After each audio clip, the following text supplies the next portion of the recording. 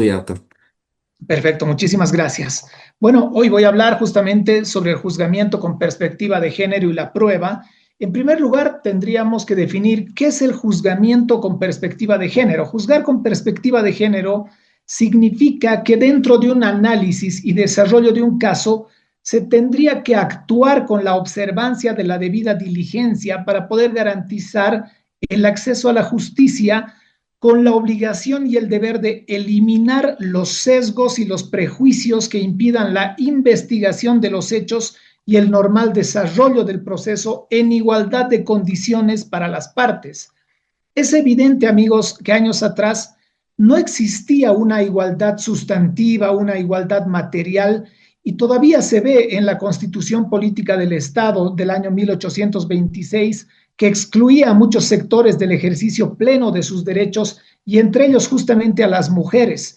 Normas no solo del Código Civil, del Código Penal, que lamentablemente de alguna manera legitimaban la violencia en contra de la mujer y hasta la subordinación en la que ella se encontraba con relación al hombre, ya que en el Código Penal incluso en su momento se facultaba de alguna manera las sanciones corporales a las mujeres y en este caso se tomaba como una facultad disciplinaria, si se puede decir así, del esposo, y solo si esa sanción corporal era grave podía ser sancionado también el varón, pero al mismo tiempo podía ser perdonado por la autoridad jurisdiccional. Todo eso sabemos que hoy en día se ha eliminado completamente, pero es bueno recordarlo y reconocer que en la actualidad la mujer tiene derechos al igual que el hombre. Sin embargo, parecería que siguen existiendo patrones culturales que continúan reproduciéndose y multiplicándose y cuesta que sean eliminados por completo porque se siguen escuchando muchas veces por las autoridades en la labor judicial, las autoridades jurisdiccionales, y es por eso justamente que se ha visto la necesidad de introducir el juzgamiento con perspectiva de género, justamente buscando eliminar estos obstáculos, estos estereotipos, estos prejuicios discriminatorios que impedían el acceso a las mujeres en el ámbito de la justicia. No obstante, el juzgamiento con perspectiva de género, desde mi punto de vista, es solamente una desnaturalización de lo que siempre hemos conocido como el principio de igualdad, que se encuentra en el artículo 14 de la Constitución Política del Estado y en el artículo 12 del Código de Procedimiento Penal. Es decir, que exista una igualdad sustantiva y una igualdad material que, para ser más claro, se traduce en que sea evidente no solo que esté plasmado en la norma escrita, sino también en la práctica, en el diario vivir. Lamentablemente, hoy en día muchas mujeres creen y también muchos abogados consideran que el simple hecho de recordarle a un fiscal dentro de la investigación o a un juez a las puertas del juicio que éste debe de juzgar con perspectiva de género y valorar sus pruebas como tal, parecería que le estaría otorgando automáticamente un poder superior por el simple hecho de ser mujeres, como si en este caso sus pruebas de alguna manera tendrían mayor valor probatorio que las del acusado. Y ese obviamente no es el sentido real que busca el juzgamiento con perspectiva de género, sino más bien que el juez tendría que eliminar los sesgos, los prejuicios durante todo el juzgamiento, como por ejemplo responsabilizar a la víctima por lo sucedido, que es algo muy común en Bolivia. Ejemplo, decir, ¿para qué salió en altas horas de la noche esa mujer? ¿Cómo puede salir ella vestida de esa manera tan inapropiada durante la noche? Ella es responsable de lo que le ha sucedido. Ella fue la que accedió a ingresar a la casa de sus amigos a sabiendas de que era la única mujer en medio de 5 hombres. ¿Para qué se va a beber sin saber hacerlo? La mujer era promiscua, dicen, según varios testigos, y por eso le pasó lo que le pasó. Además, ella estaba de acuerdo, entonces hay que absolver al acusado o decir, ella consintió, ella se lo buscó al casarse con esa persona, sabía que se estaba metiendo, o por qué no denunció antes. La han matado por salir con sus amigas en lugar de quedarse en su casa a cuidar a sus hijos o realizar las labores del hogar. Ella, al salir con esa ropa interior, en este caso de encaje rojo, estaba dispuesta o predispuesta en este caso a mantener relaciones sexuales esa noche, por lo que no puede alegar una supuesta violación. Imagínense, y este último ejemplo que les doy de la ropa interior proviene de un caso totalmente real en Ica, en una ciudad en el suroeste de nuestro país vecino del Perú, donde los jueces tuvieron ese razonamiento para absolver a un acusado del delito de violación. Ese es el famoso caso de la truza roja, pueden buscarlo en internet. Afortunadamente, posteriormente, la sala de apelaciones anuló esa sentencia. Entonces, eso es lo que obviamente se tiene que eliminar, esas diferenciaciones discriminadoras, estigmatizadoras y prejuiciosas que se ven todos los días al día de hoy.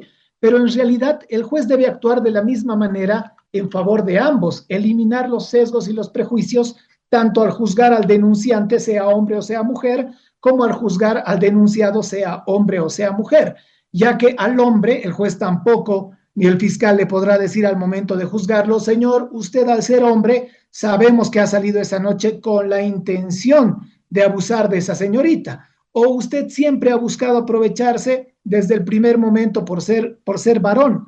Usted la hizo beber a la joven porque su plan era vejarla sexualmente. Ustedes llamaron a su amiga al departamento porque buscaban abusar de ella. Señor, usted la mató porque el hombre es violento por naturaleza. Todos los policías y los militares golpean a sus mujeres, está en su sangre. Señor, usted no puede tener la guarda de su hijo porque se ha demostrado que la mujer es quien cuida mejor a un hijo. Entonces, eso es lo que obviamente se tiene que eliminar, porque son prejuicios sociales, estereotipos y sesgos que tienen que eliminarse tanto para el hombre y para la mujer. Sin embargo, para que eso se cumpla, es decir, para que el principio de igualdad se respete y se ponga en vigencia, no era necesario, considero yo, crear nuevos términos, porque ese famoso principio siempre estuvo entre nosotros, tanto en la legislación penal boliviana como en la legislación internacional. Entonces, denominar al principio de igualdad como juzgamiento con perspectiva de género, sobre todo en un país donde lamentablemente, y hay que decirlo de manera clara, parecería que la vida de un hombre vale menos que una mascota, es un grave peligro, ya que a todas luces, lamentablemente, está siendo muy mal utilizada al extremo de que las autoridades jurisdiccionales, en este caso, a partir de la aparición de este juzgamiento con perspectiva de género, parecería de alguna manera que están obligados a darles la razón a las mujeres y fallar a su favor, aunque no tengan ni siquiera pruebas. Y el hombre, teniendo 50 pruebas en su mano para demostrar su inocencia, parecería que la sentencia condenatoria ya estuviera escrita antes de iniciar el juicio, y ese es el verdadero prejuicio, porque no estamos siendo juzgados por un juez imparcial, por un juez independiente en este caso, por lo que se está violando indudablemente una de las principales garantías del debido proceso, cuando ni siquiera deberíamos hablar del debido proceso, ya que un proceso que no es debido no es proceso. Y solo porque los juzgadores no entienden que un principio de igualdad, en este caso, solamente es no hacer diferencia ni otorgar favoritismos entre quienes se encuentran, en este caso, en igualdad de circunstancias en un proceso. Es decir, que dos personas que le están reclamando al Estado el acceso a la justicia deben verla a ellos garantizada independientemente de su sexo, sean hombre o sea mujer. Esa es la verdadera perspectiva de género, y pueden llamarla finalmente como quieran y hasta cambiarle el nombre cuando gusten, pero es lo que es, y es lo que siempre va a ser en un Estado de derecho, o por lo menos así tendría que ser.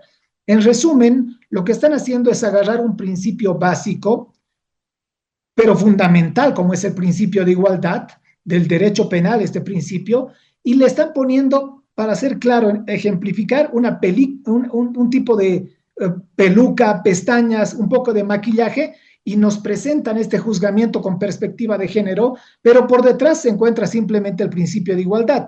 Entonces, llámenla como quieran, pero que sea en beneficio de todos y en todos los ámbitos del derecho. No solamente me refiero al derecho penal, sino también en el derecho civil, administrativo y demás.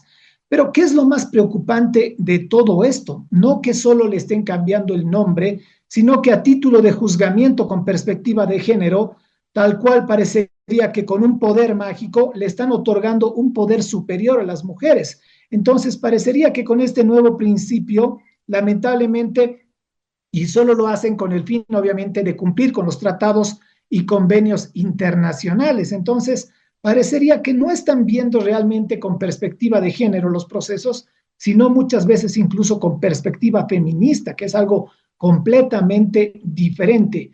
Para un poco ejemplificar el día de hoy, considero que la mejor forma de explicar el derecho penal, como nos han enseñado los juristas alemanes, es con ejemplos precisamente, por lo que quería compartir un recuerdo de un juicio que tuve yo en la ciudad de La Paz por el delito de violencia familiar y doméstica, artículo 272 bis del Código Penal boliviano, donde un joven había sido procesado por el delito de violencia familiar, delito cometido en contra de su pareja por supuestamente haberla agredido físicamente. Ella presentaba una inflamación en el labio, ella refería que su esposo la había golpeado salvajemente y en su declaración señalaba incluso que el departamento donde sucedió esto había quedado prácticamente hecho una carnicería con sangre por todo lado, incluso su ropa estaba bañada en sangre. Sin embargo, de las fotografías, en este caso extraídas del registro del lugar de los hechos, nunca se evidenciaba tal aspecto, no había una sola gota de sangre ni en el ambiente, ni en la vestimenta de la señorita, como ella refería. A pesar de todo esto, ahí ha comenzado un calvario para el joven. Por cierto, la mujer contaba en realidad con un certificado médico forense con 2 días de impedimento, pero lo más grave viene 4 meses después del hecho, en plena etapa de investigación, cuando la mujer presenta un memorial haciendo conocer que producto de este hecho de violencia, la misma habría sufrido una fractura de costilla, es decir, un dato nuevo que jamás había informado ella anteriormente a las autoridades y tampoco había sido identificado por el médico forense en la revisión médica en el Instituto de Investigaciones Forenses, vulnerando de esta manera la persistencia en la incriminación, ya que en el relato de la víctima no pueden obviamente existir este tipo de cambios sustanciales, porque los hechos, como ustedes saben perfectamente, son inmutables en materia penal, no pueden modificarse, pero aún con un dato que no pudo pasar desapercibido en su momento para los médicos, para los profesionales, porque estamos hablando de una costilla rota, no es un tema menor. Lo más llamativo era que la mujer había intentado realizar la ampliación de días de impedimento ante el mismo médico forense que la revisó meses atrás, utilizando una placa radiográfica con este fin. Sin embargo, el médico ha rechazado la ampliación por varios aspectos. En primer lugar, porque la solicitud de ampliación había sido realizada de manera extemporánea, habían pasado 4 meses desde el hecho denunciado, y se ha demostrado también científicamente que una fractura de costilla sin desplazamiento podría incluso sanar de manera natural en 8 semanas, en 2 meses, por lo que era llamativo que la denunciante presente en este caso una placa radiográfica obtenida 4 meses después del hecho, lo que demostraba aparentemente que esta mujer habría sufrido algún accidente y buscaba responsabilizar a su pareja de sus desgracias utilizando en sus placas radiográficas con un oscuro fin, obviamente, ¿no? Otro fundamento del rechazo a la ampliación de los días de impedimento por parte del médico era que esa placa radiográfica ni siquiera venía acompañada, en este caso, de un informe médico, de un especialista, ni de un radiólogo que acredite lo que mostraba la placa, es decir, la fractura que tendría la señorita. Además que en la parte superior de la placa radiográfica, en ese lugar tendría que estar consignado el nombre del paciente al que le corresponde. Sin embargo, misteriosamente estaba cortada y se había consignado el nombre de la paciente con marcador rojo y de paso con borrones, o sea, con errores. Entonces, el Instituto de Investigaciones Forenses, ante estas irregularidades descaradas, rechazó completamente la ampliación e informó al fiscal todos estos aspectos. Y a pesar de todo, el fiscal decide acusar y enviar a juicio al hombre y la propia fiscalía incluye esa prueba para el juicio. Mi persona como defensa, con toda la seguridad en etapa de juicio, plantea la exclusión probatoria con relación a esta prueba, utilizando incluso el informe del IDIF con todos los argumentos sólidos que ya tenían, con todos esos argumentos. Sin embargo, en la respuesta al incidente de la exclusión de los abogados de la mujer, le dicen al juez de manera textual, usted no puede excluir esta prueba, ya que en un juzgamiento con perspectiva de género rige el principio de informalidad, libertad probatoria y verdad material, por lo que usted no puede excluir estas pruebas tan importantes como esa placa radiográfica que demuestra la violencia que ha ejercido este hombre en contra de nuestra defendida, ya que de hacerlo usted estaría dejándola en estado de indefensión y lo vamos a procesar. Entonces, ¿qué esperan que hizo el juez? No solo la ha judicializado, sino que la ha utilizado como fundamento probatorio corroborador del hecho de violencia y lo ha utilizado también para sustentar su sentencia condenatoria. Lo ha condenado a la máxima pena al hombre con esa prueba. Ese es el peligro, lamentablemente, del juzgamiento con perspectiva de género, que convierte en este caso una placa radiográfica que la misma pudo obtenerla incluso de un familiar, de un amigo, hasta recogerla de un contenedor de basura de un hospital, cortar el nombre y ponerle el suyo, y en este país lamentablemente nos están condenando. Entonces, eso es lo que se tiene que eliminar, queridos amigos. Parecería que por cumplir simplemente con tratados y convenios internacionales, hoy en día el varón está siendo condenado a distintas penas, se han modificado distintos términos también. Por ejemplo, ya no se cumple con la suspensión condicional de la pena para las personas condenadas a 3 años o menos, sino que la ley 348 tiene el artículo 76 por el cual se le tiene que imponer sanciones alternativas, que finalmente es lo mismo, porque son, en este caso, imposiciones tiene que cumplir distintas condiciones solo con el fin de no ser enviado a un centro penitenciario. Entonces, gran favor el que les están haciendo lamentablemente en este caso a los hombres y un flaco favor a las mujeres, haciéndoles creer que de alguna manera se les está beneficiando cuando eso en realidad no es así. Finalmente, por lo tanto, resolver un caso con enfoque de género, considero yo que es simplemente analizar y decidir un conflicto legal teniendo en cuenta las desigualdades estructurales que existen entre hombres y mujeres, así también como las formas, obviamente, de discriminación que pueden existir entre grupos vulnerables. Yo no digo que las mujeres no formen parte de un grupo vulnerable, pero el fallo de un juez en base a la perspectiva de género no puede ser de ninguna manera parcializada, sino utilizar una metodología y un conjunto de reglas técnicas que le permitan al juez detectar inmediatamente los prejuicios, estereotipos que afecten la igualdad de la ley, erradicando por completo las discriminaciones. Pero no significa desde ningún punto de vista para el juez que por ser mujer una parte del proceso tenga que fallar en base a sensibilidades y tratarla como víctima desde el primer momento solo por su género, y en este caso favorecerla obviamente, sino que debe de respetar su situación de vulnerabilidad indudablemente, pero fallar en base a las pruebas que tendrían que ser valoradas de manera igualitaria para ambos lados, tanto para absolver y tanto para condenar, porque pueden ser en realidad, no nos olvidemos, que no estemos en realidad ante una verdadera víctima, y puede ser que la verdadera víctima sea ese hombre procesado falsamente, por lo que si ya por sí mismo es muy difícil en este país defenderse de una denuncia falsa por cualquier tipo de violencia contra la mujer, pues obviamente más aún lo sería si las pruebas que presenta la mujer que me denuncia van a tener supremacía por encima de las mías solamente por su género, porque eso sí, obviamente representaría una verdadera discriminación al otro 50% de la población boliviana que venimos a ser los hombres, que no estaríamos siendo juzgados, lamentablemente, sino en realidad ajusticiados con sentencias escritas antes de sentarnos en el banquillo de los acusados. Por el momento es todo lo que tengo que decir, querido Diego. Muchas gracias. Muy interesante, doctor Marcelo. De verdad que creo el tema que usted aborda precisamente coincide con las temáticas recientes que hemos tenido en nuestro país, ¿no? Que aunque como usted dice, no son aisladas, sin embargo visualizan como las llamadas condenas que después son revisadas y hemos tenido los casos ya de Tarija, por ejemplo, ¿no? Entonces creo que es un punto muy apropiado que usted toma atención en ese tema esta noche, ¿no? Les recuerdo a los amigos, por favor, si tienen alguna pregunta, vayan haciéndolo por el chat en relación al doctor Marcelo.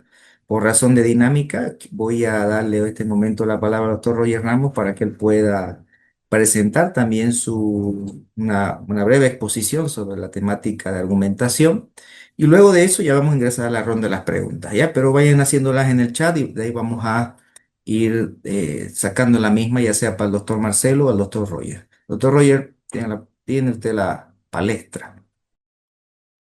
Gracias, doctor Roca. Buenas noches al doctor Marcelo Ramos, mi tocayo, por lo visto. Es un gusto estar acá, Igualmente, doctor. poder compartir con todos ustedes estos temas de prueba que son tan apasionantes y que muchas veces podemos bajar de la teoría, bajar a la práctica y hacer una simbiosis, que es lo que se requiere, teoría y práctica. Lo volvemos teoría aplicativa. Bueno, yo concuerdo en gran parte con lo que ha dicho el doctor Marcelo, que la perspectiva de género se ha distorsionado y se ha distorsionado mucho. Pareciera ser más un parámetro de derrotabilidad de las normas, que se ven a derrotar cualquier disposición legal del Código de Procedimiento Penal, y uno ya no tiene certeza, previsibilidad jurídica, concepto de seguridad jurídica, de qué es lo que realmente va a pasar. ¿No? A título de informalismo, a título de aquello, de perspectiva de género, vamos derrotando las disposiciones legales. Y peor aún, parece que vamos, también a título de perspectiva de género, disminuyendo el umbral de suficiencia probatoria. ¿Qué es esto? Es decir, más o menos en términos sencillos, ¿qué tanta prueba necesito para dar por aceptado un enunciado fáctico? ¿Qué tanta prueba? Bueno, el umbral que nuestro código dispone es el de más allá de toda duda razonable, pero ya hay un auto supremo, si no estoy mal, del 2119, que señala que ese umbral no es aplicable en delitos de agresión sexual, sino que se debe aplicar otro umbral, pero tampoco nos dice cuál. Y si no nos dice cuál, bueno, no tenemos umbral y estamos básicamente a la discrecionalidad de las autoridades judiciales. Y lógicamente tener un mínimo umbral de suficiencia probatoria hace que el riesgo de condenar a una persona por error sea mayor, ¿no? Y como sociedad tengamos ese costo social, costo político de tener muchas más personas inocentes falsamente condenadas.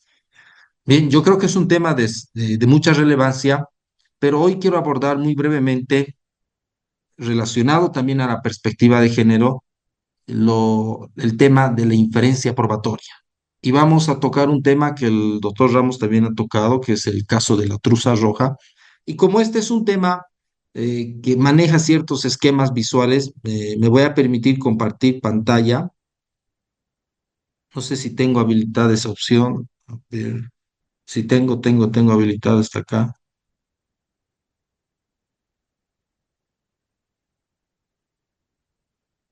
Se ve, ¿no es cierto? Bien, lo que yo quiero compartir es qué podemos entender por la inferencia probatoria. Esto es importante porque estamos en una antesala a un congreso de razonamiento probatorio y es importante saber qué podemos entender por razonamiento probatorio. Normalmente por prueba podríamos entender a la actividad de probar algo, a actividad como medio y a la actividad como resultado probatorio. Pero hay un cuarto sentido que nos dice el profesor Lagier que podríamos establecer de prueba, que es justamente el razonamiento probatorio. Pasar de la información que se obtiene de nuestros elementos de prueba a determinados hechos probados. ¿Cómo hacemos eso? Parece que en la práctica judicial fuese una especie de caja negra porque arroja un resultado, ¿no? Los jueces te dicen, sí, se ha valorado conforme a la sana crítica, etcétera, etcétera, la convicción íntima del juzgador, pero nadie sabe cómo funciona. Nadie sabe cómo funciona. Y el objetivo de esta pequeña explicación radica en tratar mínimamente de explicar ese proceso de razonamiento que debería ser. La inferencia se puede conceptualizar como un razonamiento mediante el cual se acepta la existencia de algo verdadero. Puede ser una cadena de razonamientos, es una serie de enunciados que se van aceptando. Me interesa esta imagen. ¿Qué es una inferencia probatoria? Es pasar de un hecho conocido a a un hecho desconocido. En la práctica, ustedes saben, tenemos elementos de prueba. En la práctica del litigio tenemos elementos de prueba del cual podemos nosotros extraer cierta información. Esa cierta información la vamos a ubicar en el hecho conocido. Es básicamente como algo que no está en controversia, ¿no? Y a partir de eso, nosotros inferimos, o como coloquialmente se suele decir, vamos a asumir o presumir que ha ocurrido un determinado hecho. Ese es el hecho desconocido. El tema es que en toda inferencia probatoria siempre hay una conexión, un enlace y un puente. Y lamentablemente en nuestra práctica jurídica, este enlace, este puente, ha sido descuidado y no es explicitado por las autoridades judiciales. Para explicar esto me voy a valer de un esquema que lo realiza un pensador inglés, que es el esquema de Toulmin, y que básicamente tiene estos datos, estos componentes. Por un lado tenemos los datos que nos llega a pasar a la afirmación, y el puente, el enlace, es la garantía y el respaldo. Hay dos elementos más, que es el calificador modal y la refutación, que no los voy a abordar por cuestiones ahora de tiempo y pertinencia. Bien, estos componentes, si nosotros lo extrapolamos, porque este es un componente, este es un esquema argumentativo que en realidad no nace propiamente, digamos, en la teoría de la prueba, sino nace en el ámbito de la argumentación. El autor estaba interesado por ver, por analizar cómo argumentamos día a día, de forma cotidiana. Pero los teóricos de la prueba nos dicen que este mismo esquema es bastante útil para extrapolar al razonamiento probatorio, a la actividad de valorar y analizar la prueba. Pero antes de eso, para ver cómo funciona este esquema, voy a poner unos ejemplos de cómo razonamos.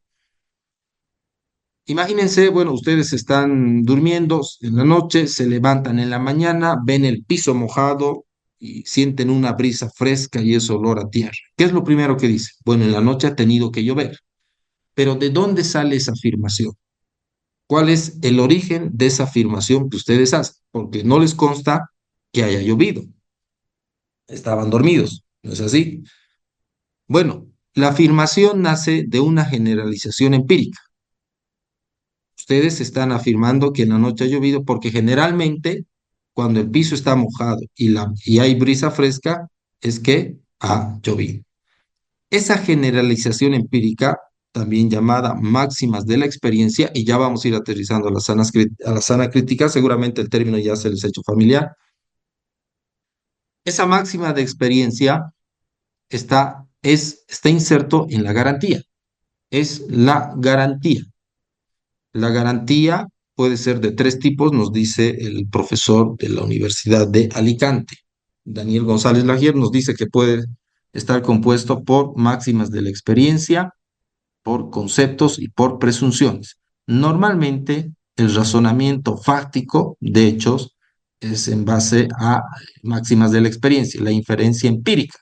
El resto, tampoco por temas de pertinencia y tiempo, no lo vamos a abordar. Que la presunción es otra cuestión muy interesante que seguramente va a haber otra oportunidad para tocarlo, pero no. Bueno, el segundo ejemplo es este.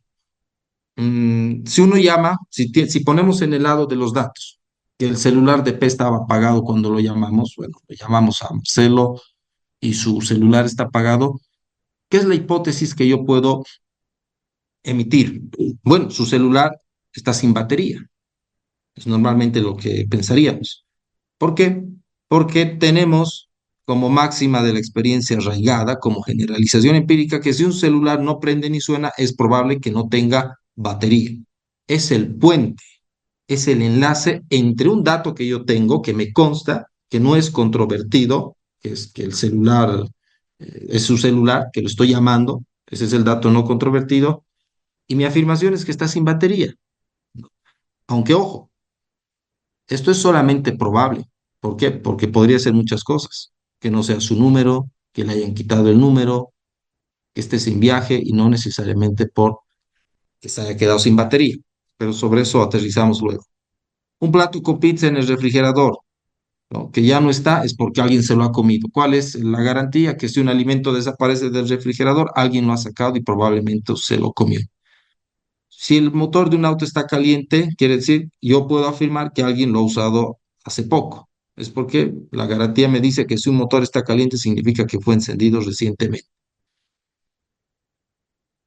Extrapolado al razonamiento jurídico, nos sirve mucho porque hay una cuestión básica y es un postulado de la concepción racional de la prueba, que la forma en cómo nosotros conocemos los hechos fuera del contexto judicial, si en el cotidiano de nuestras vidas, no es básicamente muy diferente de cómo el juez llega a conocer los hechos en el contexto judicial, salvo por algunas limitaciones de orden institucional. Tenemos la prohibición de ingresar pruebas, ¿no? Ilícita, ya puede ser. Tenemos un tiempo determinado para producir, para evacuar toda la prueba, está bien. Pero las limitaciones epistémicas son las mismas. Incluso en el contexto judicial podría haber más limitaciones epistémicas. Entonces, no hay una cuestión muy diferenciada, ¿no? A veces nos quieren hacer creer que el juez tiene una capacidad sobrehumana, superior, de valorar los hechos y de conocer los hechos, pero eso no es así. Entonces, si extrapolamos, como decía, este esquema, estos datos del esquema de Turing al razonamiento, a la valoración de la prueba, tenemos este otro esquema ya más o menos desglosado. Por un lado tenemos la prueba, los datos que nos arrojan la prueba y la hipótesis. Y les decía que las tres formas en las que puede presentarse el enlace son las máximas de la experiencia, conceptos y presunciones. Y voy a ejemplificar esto con un caso que ha sido abordado por el doctor Ramos también, el caso de la truza roja. Este caso trata básicamente de una pareja de amigos que salen a cenar y empiezan a consumir bebidas alcohólicas. Bueno, la chica al final dice, me ha violado, ¿no? He tomado algo, no he, no recuerdo qué es lo que ha pasado bien y he sido agredida sexualmente.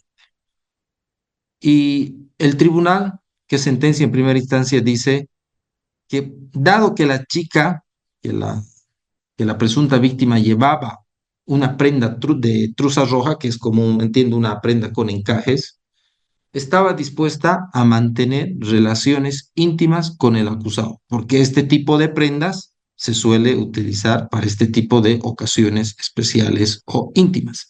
Y lo dice de forma expresa. He querido colocar acá esta parte que dice así, pues por las máximas de la experiencia, este tipo de atuendo interior suele usarse en ocasiones especiales para momentos de intimidad, por lo que conlleva inferir que la agraviada se había preparado. Primer punto, es una sentencia que explicita la máxima de la experiencia que está utilizando y lo podemos extrapolar a este esquema. Por un lado tenemos la prueba, que es que la persona, la mujer estaba utilizando una truza roja cuando se encontró con el acusado y dado, y hacen la afirmación, ¿no? Que estaba predispuesta a mantener intimidad con Z. ¿Por qué? Porque ese tipo de atuendo interior suele usarse en ocasiones especiales para momentos de intimidad. Es la garantía que une la prueba con su hipótesis, en este caso de que estaba dispuesta a mantener relaciones. Si se dan cuenta, esta es la estructura del indicio o de la también denominada prueba indirecta, pero sobre eso vamos luego antes de que me pierda. Y podemos ir encontrando otros ejemplos que son comunes en el proceso penal. Cuando un testigo vio a Luis salir corriendo del lugar, un arma justo después de huir, podemos afirmar, es Luis quien ha disparado el arma. ¿Por qué? Porque cuando una persona es vista saliendo inmediatamente de un lugar, se han producido disparos, es él, más o menos. El ejemplo 3, la caja fuerte. Se encontraron huellas dactilares del acusado en la caja fuerte violentada. ¿Cuál es nuestra hipótesis de este dato? Que el acusado ha participado en el robo. Si alguien deja sus huellas en una caja fuerte, es inferible razonar que tuvo contacto directo con el acto delictivo. La bala que coincide es otro ejemplo que se podría usar.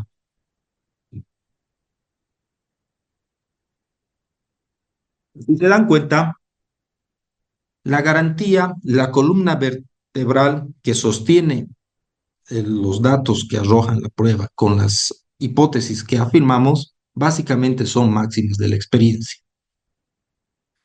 El artículo 173 nos dice que se va a valorar conforme a las reglas de la sana crítica, ¿no? La jurisprudencia nos ha dicho ya que las reglas de la sana crítica son los principios de lógica, identidad, etcétera, y los de las máximas de la experiencia. Son estas máximas de la experiencia a las que hace alusión. ¿Cuál es el problema? El problema es, reitero, que estas máximas están implícitas en casi todos los razonamientos judiciales. A mí me gusta dar un reto en las clases que doy. Yo les digo, búsquenme una sentencia y que refleje una máxima de la experiencia explícita y aprueban el módulo, aprueban la materia. No pueden encontrar nunca, porque no hay. Lamentablemente, no visualizamos, o lamentablemente tampoco exigimos como abogados, si ponemos el foco desde una visión de abogado litigante, no hacemos, no reclamamos que esas máximas sean explicitadas. Y por otra parte, las autoridades judiciales no visibilizan ese tipo de razonamientos. Y sobre esto hay que tener mucho cuidado, porque máximas hay de todo tipo. El profesor Tarufo hace una clasificación de 5 tipos de máximas que podrían encontrarse, que son estas de acá: prejuicios sociales, generalizaciones radicalmente espurias, generalizaciones espurias, máximas cuasi nomológicas deductivas y las máximas nomológicas deductivas. Las dos últimas brindan más o menos una certeza. Ejemplo de las dos últimas que ustedes ven en pantalla: puede ser que uno haya consumido arsénico y se haya muerto. Ustedes saben que el arsénico está comprobado empíricamente que te puede causar el deceso por X motivo, ¿no es así? Pero un prejuicio social puede ser una máxima, un prejuicio social puede ser el caso de la truza roja, ¿no es así? Que tú le atribuyas a una mujer el hecho de decirle, bueno, las personas que usan este tipo de prenda es porque quieren tener relaciones con quien se están viendo. Estás atribuyendo un cierto comportamiento, un estereotipo, una construcción social, ¿no?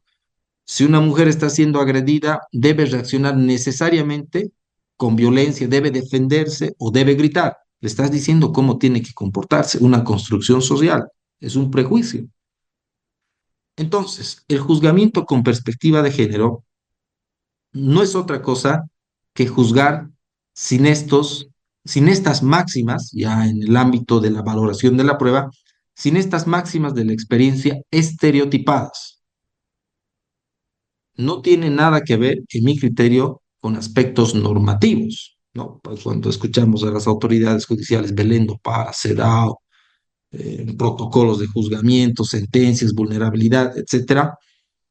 Bueno, está bien quizá para una fundamentación normativa, pero para una fundamentación fáctica, que básicamente llega a ser epistémica, simplemente hay que cuidar que no se juzgue con estas máximas de experiencia estereotipadas.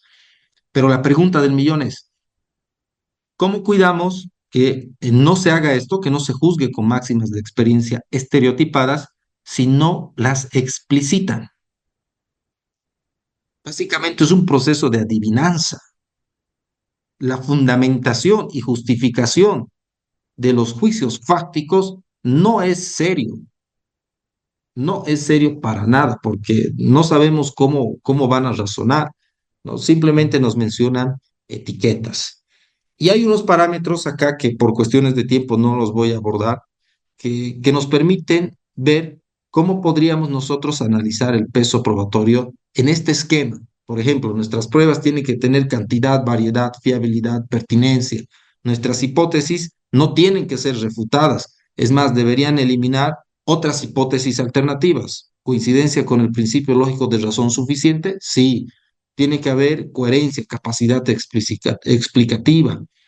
¿Y cómo podemos evaluar los parámetros de las máximas? Grado de fundamentación, grado de probabilidad, etcétera. Son este tipo de cosas que lamentablemente no se abordan porque no se practican. Sería interesante tener debates sobre esto con las autoridades judiciales, con el Ministerio Público, abogados litigantes, foros jurídicos en general, pero son cuestiones que están muy dejadas de lado porque pareciera que es más fácil decir sana crítica, convicción, no sabemos cómo funciona, pero ahí confiamos en el juez, en su corazonada. y damos paso al error, a lo que ha sucedido en Tarija. Voy concluyendo con esto. Como nuestros razonamientos fácticos en contexto judicial cotidiano se basan en generalizaciones empíricas, siempre hay posibilidad de error, porque es un razonamiento inductivo, es decir, de un caso particular lo establecemos como regla general, como generalización empírica, y existe posibilidad de error. Y el problema es que tampoco venimos tratando el error. Y esto sería bueno extrapolarlo al mito, ¿no? De la prueba directa e indirecta, de la prueba indiciaria.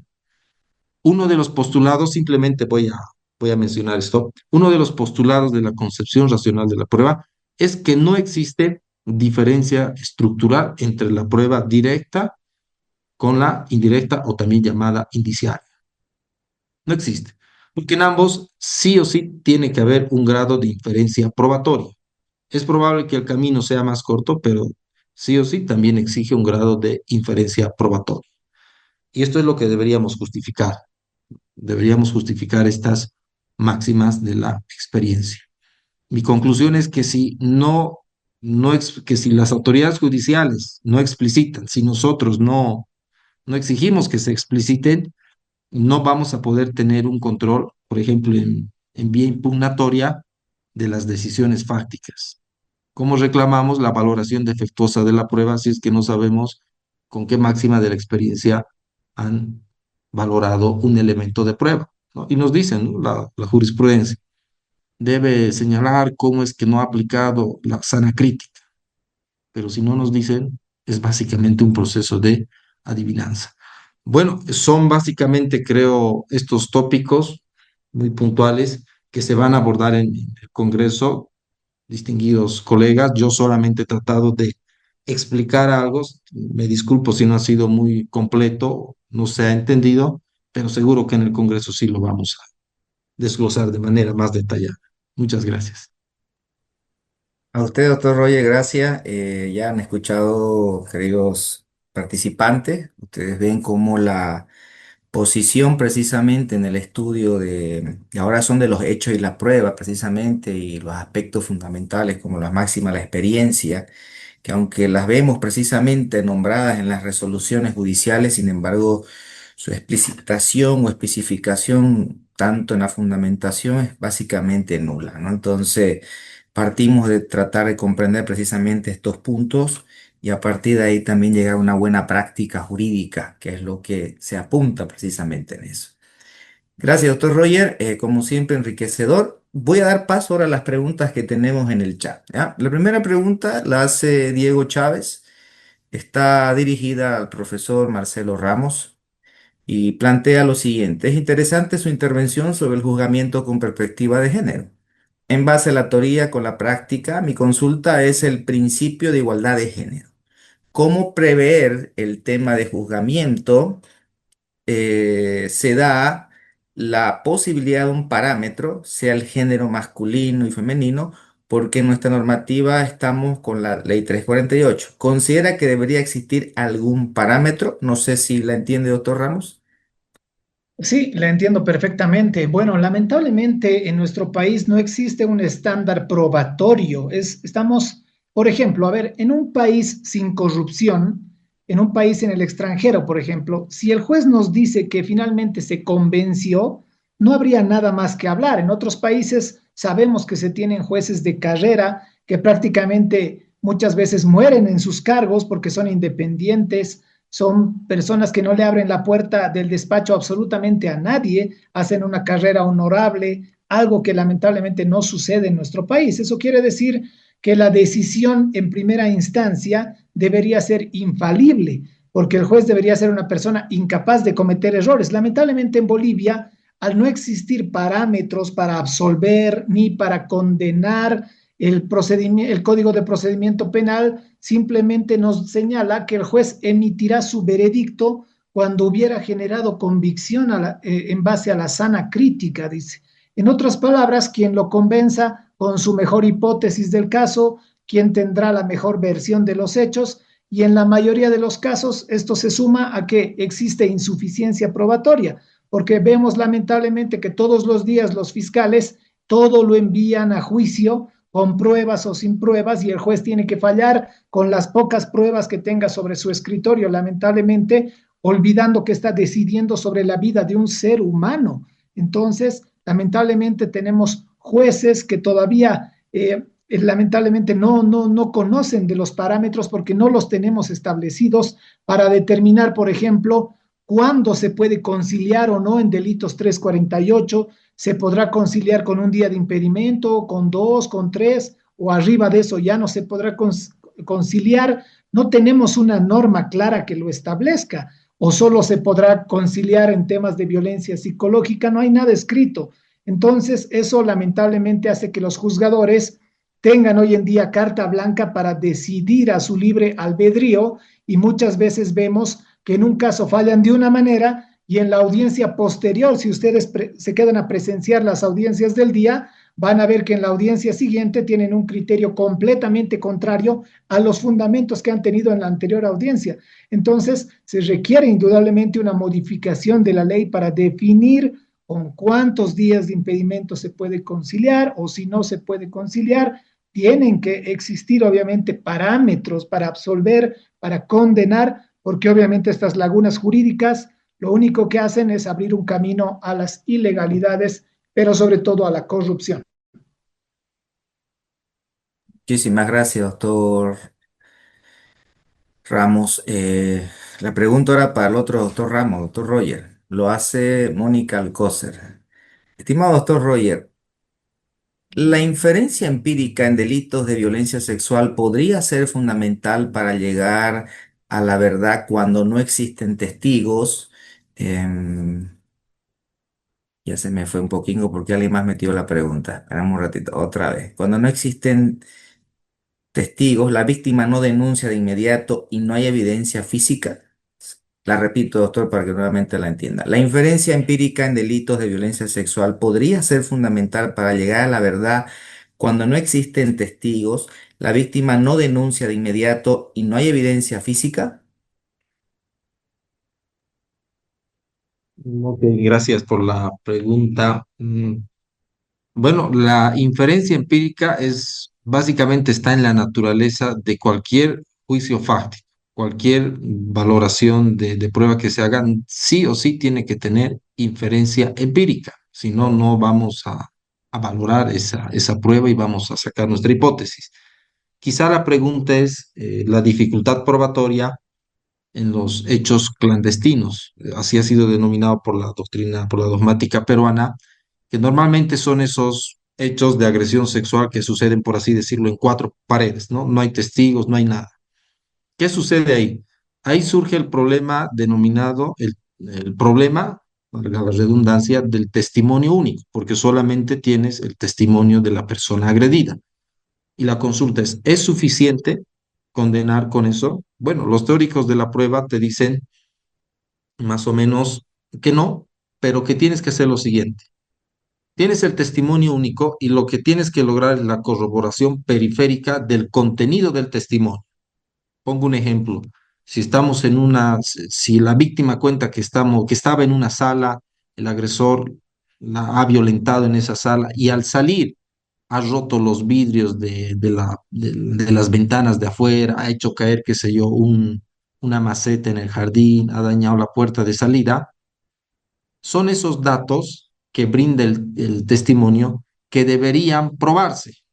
Y a eso se le llama corroboración periférica del testimonio. Y de esa forma, el testimonio ya no es el único elemento de prueba, sino que está siendo corroborado por otros elementos de prueba periféricos.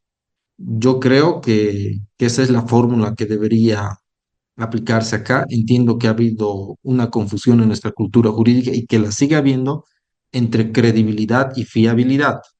Credibilidad no es lo mismo que fiabilidad. Credibilidad es una creencia subjetiva, es decir, puede ser el doctor Ramos, yo, el doctor Roca, creíbles porque estamos hablando con algunos datos que tenemos por ahí que los hemos preparado, ¿no es cierto? Pero una narración va a ser fiable cuando esos datos sean corroborados. No importa tanto el hablar bonito puede ser signo de credibilidad, pero no de fiabilidad. Creo que son cuestiones que hay que ir también asentando en nuestra práctica diaria. Gracias. Muy bien, gracias, doctor Ramos. Hay dos preguntas que, claro, más que todo una afirmación interesante, pero que merecería una respuesta por cualquiera de los dos. Es más que todo, creo, una duda, ¿no? De Hernán Torres. Dice, para poder aprender e imputar a un acusado, ¿suficiente es la denuncia, el informe psicológico y la declaración de la supuesta víctima? ¿Qué sucede con las pruebas de descargo del acusado? ¿No cuentan? A ver, ¿quién quiere responder? A ver, le voy a quitar la palabra, perdón, doctor Ramos. A ver, Claro. considero que eso ha sido un criterio muy confundido en este último tiempo, porque no existe fallo alguno, ni siquiera en la Corte Interamericana de Derechos Humanos, que determine que la denuncia sea suficiente para condenar. La denuncia es importante indudablemente y todo Estado, hay muchos fallos que han determinado que obviamente por un principio de veracidad de la declaración de la víctima, las autoridades tienen la obligación de iniciar una investigación inmediata en el momento y sancionar si corresponde. Sin embargo, eso no quiere decir que sea suficiente para condenar. Se tienen que atravesar distintos filtros. La pregunta más importante es, ¿se puede condenar a una persona solo con la declaración de una mujer, por ejemplo? La respuesta es que sí, siempre y cuando se cumplan con los distintos requisitos, verosimilitud objetiva, por ejemplo, en el caso de que si una mujer dice mi esposo me ha golpeado con un golpe de puño en el rostro, eso se tenga que plasmar en la revisión médica y que coincida con la declaración y la versión de la mujer. Persistencia en la incriminación, ya que la mujer no puede cambiar de manera sustancial su declaración de un día a otro. Tiene que haber una persistencia, una duración en el tiempo, no robótica, pero por lo menos mantenerla. Y finalmente, la ausencia de incredibilidad subjetiva, es decir, que dentro de un proceso penal no existan temas paralelos, rencillas, otros temas de infidelidades, odios, resentimientos, temas civiles, otros temas legales, herencias, divorcios y demás, que puedan hacernos inferir de que puede existir de que la denuncia pudo haber nacido producto de alguno de estos motivos. Entonces, de ser así, obviamente, si se confirma todo esto, entonces obviamente podría condenarse una persona solo con la declaración de la mujer, pero en Bolivia estamos viendo que todos los días se están fundando están haciendo muchas denuncias falsas, llenando las fiscalías y parecería que las pruebas que tienen los hombres no tendrían ningún valor. El día de hoy en mi disertación les comenté un caso claro y parecería que los hombres, a pesar de tener todas las pruebas en la mesa, a pesar de demostrarle al fiscal ampliamente su inocencia, parecería lamentablemente que les tiembla la mano a nuestras autoridades al momento de emitir una resolución a su favor y todo lo envían a juicio y en esa instancia terminan condenados. Los jueces no quieren meterse en problema y le dan prioridad al principio no positivado del principio de protección del cargo, por el cual las autoridades dicen, no me voy a meter en problemas por esta persona, es más fácil condenar que absolver, así que lo condeno, que solucione arriba su problema en etapa de apelaciones, llega a apelaciones, nadie soluciona nada y finalmente termina una persona condenada en la cárcel injustamente. No se valoran las pruebas de los hombres en la mayoría de los casos, lamentablemente. Muy bien, doctor Marcelo, no sé si usted quiere responder esta pregunta. Le piden consejo, no sé si cobra o pide que vaya a su oficina, ¿no? Es- Le piden un consejo para cómo demostrar al juez la inocencia de nuestros clientes, ¿no? Bueno, no está identificado, está como ZT Blade A34, por lo menos no está el nombre ahí para... ¿Le deja su teléfono ahí para que llegue la consulta? Usted dirá, doctor.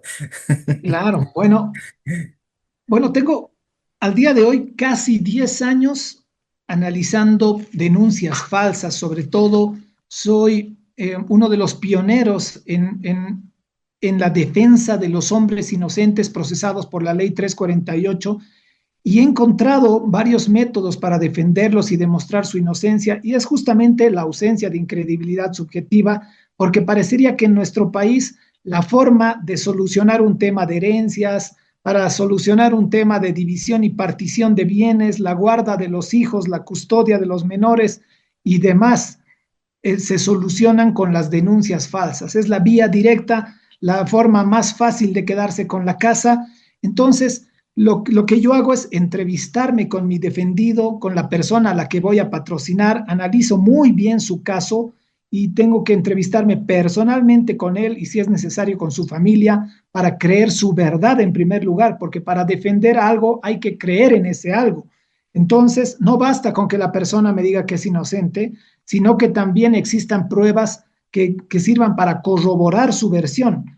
Y de ser así, y yo corroboro, todo va a ser un poco más fácil, indudablemente. Entonces, si creo en la versión de mi defendido, sumado a las pruebas que tienen que demuestran su versión de inocencia, indudablemente lo voy a defender en todas las instancias. Pero por mi experiencia, la mayoría de los casos nacen de injusticias, de temas de infidelidades y demás que están escondidas detrás de las falsas denuncias y lo importante es lograr descubrir esto y también demostrárselo al fiscal o al juez en etapa de juicio y de esa manera hemos logrado la absolución de muchos hombres a nivel nacional y en mi página también he compartido muchos consejos justamente para lograr defender a los hombres que están injustamente procesados por la 348.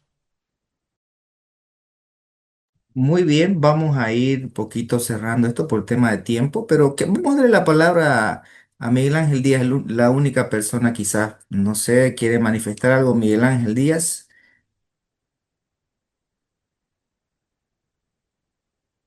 Creo que no. Parece que ha levantado la palabra. Bien, yo voy a hacerle una pregunta, no sé cualquiera de los dos quiera responderme. ¿Ustedes creen que la perspectiva de género se opone o es vulneratoria de la presunción de inocencia?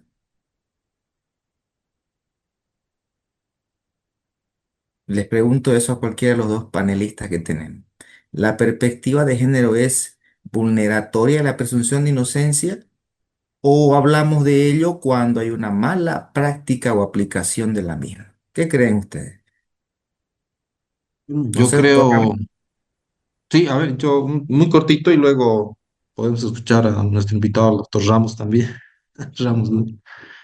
Yo creo que no existe una, un choque, una contradicción, si entendemos a la perspectiva de género o al juzgamiento con perspectiva de género a lo que realmente es, evitar juzgar con estereotipos de género. Ahí no existe. Pero si distorsionamos y lo venimos aplicando como suele suceder actualmente en nuestra cultura jurídica, podríamos hablar de ciertas tensiones. Esa es mi respuesta corta. ¿Qué dice doctor Marcelo? Yo considero que indudablemente que viola la presunción de inocencia, ya que parecería que desde el primer momento más bien rige la presunción de culpabilidad. Al juzgar con perspectiva de género, para ejemplificar esto, parecería tal cual en un juego electrónico, como cuando Mario Bros obtiene su poder y crece y empieza a correr, parecería que de la misma manera las mujeres quieren utilizar este poder y sus abogados amenazando a las autoridades, recordándole que tiene que juzgar con perspectiva de género, o sea, como si tuvieran un superpoder y sus pruebas y sus palabras y todo tendrían supremacía con relación a la del varón. Entonces, incluso logras ganar un proceso penal, logras demostrar la inocencia de tu defendido, obviamente tienen el derecho a la apelación, pero el fundamento principal es que el juez no ha juzgado con perspectiva de género, ni siquiera explican, fundamentan o motivan por qué, de qué manera, dónde está la vulneración y lamentablemente arriba, me refiero a los jueces ADKEM, les dan la razón y anulan nuestras sentencias que tanto nos han costado. Entonces, indudablemente que se está vulnerando la presunción de inocencia.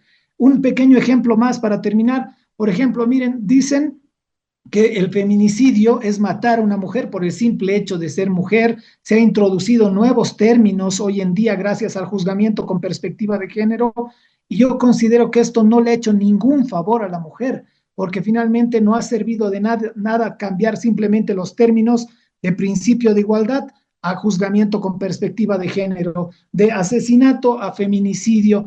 Estamos cambiando simplemente los términos y los índices no están reduciendo, cuando en realidad lo que tenemos que hacer es atacar a eso justamente, porque decirle a una familia, señor, se ha condenado al autor de la muerte de su hija por asesinato o por feminicidio, finalmente en el fondo es irrelevante, ya que lo que ellos buscan simplemente es justicia, más allá del nombre que le pongamos al delito. En realidad, lo que tenemos que hacer es ocuparnos en evitar las muertes de las mujeres y en este caso, si se tiene que condenar a un varón, que se lo haga, pero siempre y cuando se le demuestre, el Estado le tiene que demostrar su culpabilidad, porque nosotros no somos defensores de maltratadores, de personas que le quitan la vida. Muchas veces se malinterpreta esto y piensan que nosotros los defendemos y no es así. Lo único que buscamos es igualdad para los hombres y para las mujeres. Nada más que eso.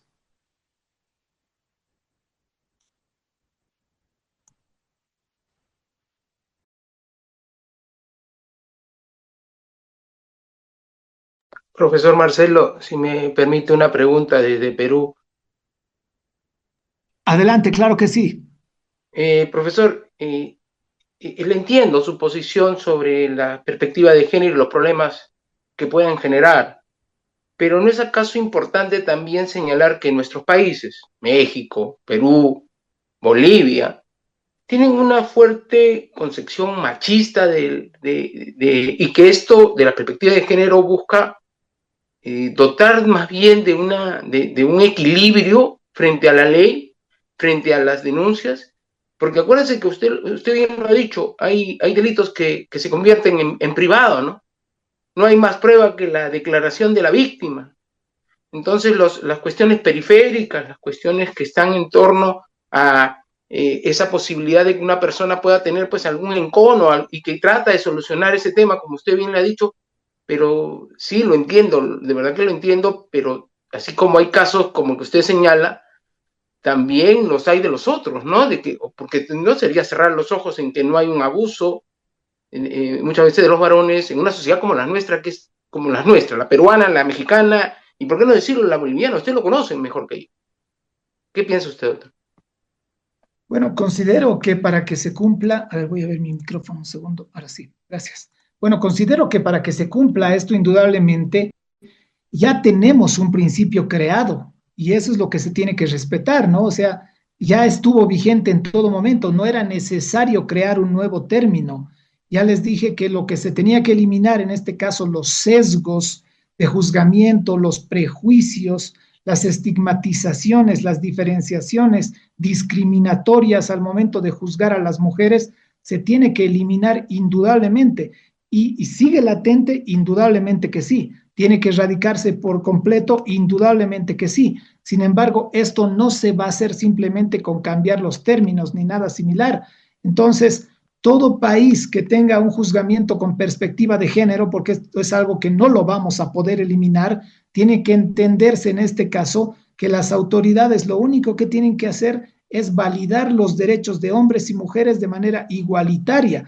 Entiendo obviamente su preocupación. Yo reconozco la existencia al día de hoy de las discriminaciones que siguen existiendo por distintos juzgadores, pero bajo el título de dar cumplimiento a tratados y convenios internacionales, no quiere decir que ese prejuicio ahora pase al otro 50% de la población que venimos a ser también los hombres. Entonces, se tiene que proteger a la mujer, que es un grupo vulnerable indudablemente, pero eso no quiere decir que el juez deje de ser imparcial e independiente al momento de juzgar a ambos, sea el denunciante hombre o mujer o la denunciada hombre o mujer, de la misma manera para ambas partes. Eso es lo único que considero que se tiene que hacer, ¿no?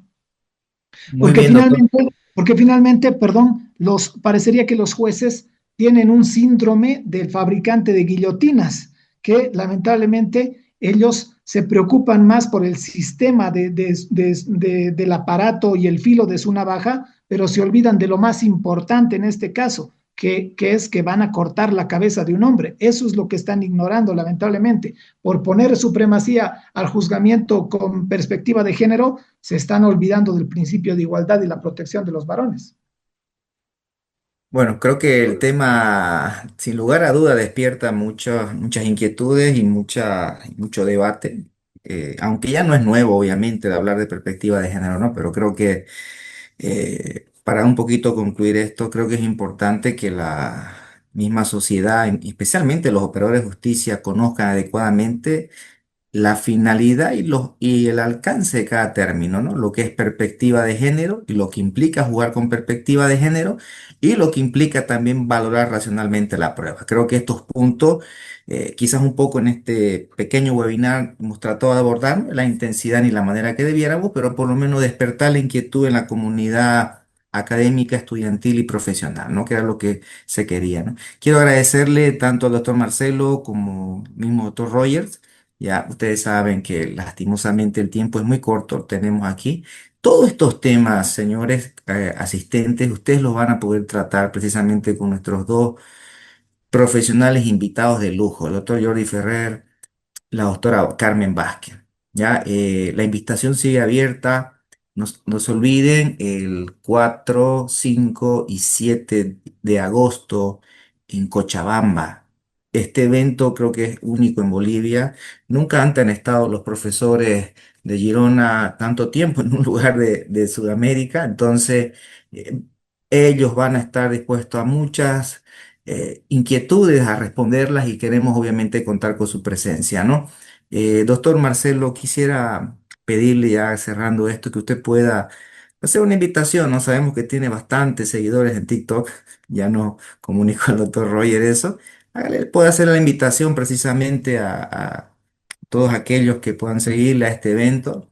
Reiteramos un poquito, sí, hay algunos que han preguntado si pueden mantener la inscripción inicial, ¿no? Lastimosamente, como el proceso está por etapa, ¿no ves? Y cada etapa precluye. Entonces, lastimosamente no podemos retroceder. Ya han habido hartos inscritos a partir de hoy, de ayer inclusive, en el nuevo precio. Entonces, no vamos a poder retroceder más en el precio, se mantiene. Ana, hemos abierto la opción de virtualidad, tanto a nivel nacional como internacional. Entonces, yo les pediría que puedan seguir la red, las páginas sociales Facebook de la Red Boliviana de Razonamiento Probatorio. Allí van a encontrar toda la información precisamente con los datos actuales, los precios y las modalidades de inscripción, ahora abierto, reitero, en la virtualidad, donde el costo evidentemente es de 200 bolivianos, ¿no? A los nacionales e internacionales tiene un precio ya establecido también allí, ¿no? Y lo presencial ya está corriendo con 300 bolivianos, que 300 bolivianos es una inversión que ustedes van a tener por demás justificable porque van a poder interactuar personalmente aquellos que puedan asistir a Cochabamba con los profesores que están viniendo, ¿no? Entonces, doctor Marcelo, por favor, cerrando ya esta noche la invitación al público que asista a este pequeño webinar, al congreso en cuestión. Gracias. Claro que sí, muchísimas gracias. En primer lugar, agradecerte, Diego, un placer de estar contigo, con el distinguido doctor Roger Ramos, igual, para cualquier momento voy a estar para lo que ustedes requieran. Bueno, ha sido un placer estar con todos ustedes y aprovecho para invitar a todas las personas que también me siguen. Estamos transmitiendo en este momento también en mi página de TikTok con más de 280 personas. Les pedimos que se inscriban al Congreso Internacional. Tenemos ponentes internacionales del máximo nivel. Voy a hacer todo para estar presente en Cochabamba también, para verlos en vivo y directo. Son grandes maestros nuestros. Yo sigo su trabajo. Siempre estoy detrás del trabajo del doctor Jordi Ferrer Beltrán, así como la profesora Carmen Vázquez. Tengo libros de su autoría y para mí y para todos ustedes les aconsejo que estén presentes. Es invaluable escuchar esta exposición. Como dice justamente Diego, nunca se ha visto que estén 3 días en Sudamérica, en un país y en el nuestro. Tenemos que aprovechar, amigos, aprovechen, inscríbanse lo más antes posible. Así que están todos cordialmente invitados. Ha sido un placer estar con todos ustedes. Un abrazo para cada uno de todos ustedes. Muy buenas noches a todos. Doctor Roger Ramos, por favor. Gracias al doctor Marcelo, doctor Diego, por su tiempo, a ustedes, por supuesto, sé que no es fácil estar conectado más de una hora hoy en la noche, pero reitero la invitación, vamos a tener a estos dos grandes profesores que llegan desde la Universidad de Girona, España, que es básicamente la cuna del razonamiento probatorio. Entonces, aprendamos de ellos, podemos exponerles nuestros problemas y seguramente el resultado va a ser beneficioso, no solamente para los abogados, sino también para la sociedad en general. Y el objetivo es común, mejorar nuestra cultura jurídica. Gracias, gracias a todos. Muy bien, buenas noches a todos desde la Red Boliviana de Razonamiento Probatorio. Ha sido un gusto tener su presencia hoy acá. Recuerden la página Facebook de la Red Boliviana de Razonamiento Probatorio. Está toda la información sobre precios, modalidad de inscripción, tanto en modalidad presencial como virtual, y todos los enlaces respectivos. ¿Ok? Que tengan buenas noches. Hasta luego y gracias. Buenas noches a todos. Buenas noches.